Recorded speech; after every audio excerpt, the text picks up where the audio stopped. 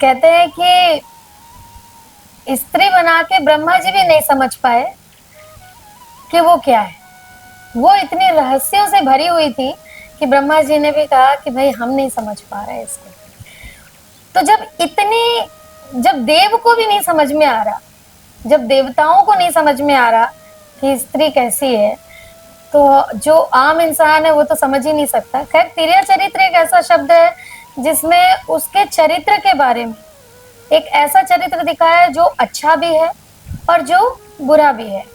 एक तरफ हम उसके दोनों फेस देख सकते हैं उसके। तो तिर्या चरित्र में यदि आप फेसबुक पे चले जाएं और वहां पर जाकर अपने परिवार की बुराई करें या अपने पति की बुराई करें, तो आपको मिलेगा क्या? कुछ कमेंट्स मिल जाएंगे, आपको कुछ व्यूज मिल जाएंगे, लेकिन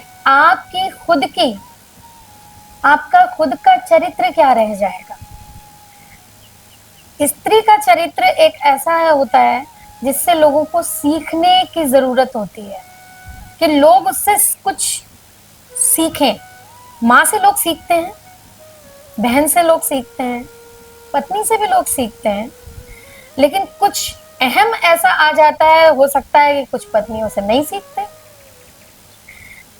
तो मुझे ऐसा लगता है कि जो तिर्या चरित्र दिया गया है, शब्द दिया गया है, उसको समाज में इस तरह से नहीं दर्शाना चाहिए कि लोगों को लगे कि अच्छा ये तो ऐसी भी है और वैसी भी है, मतलब अच्छा भी कर रही है और एक तरफ अपने पति की बुराई भी कर रही है, अपनी सास की बुराई कर रही है, अपने ससुर की बुराई कर रही है।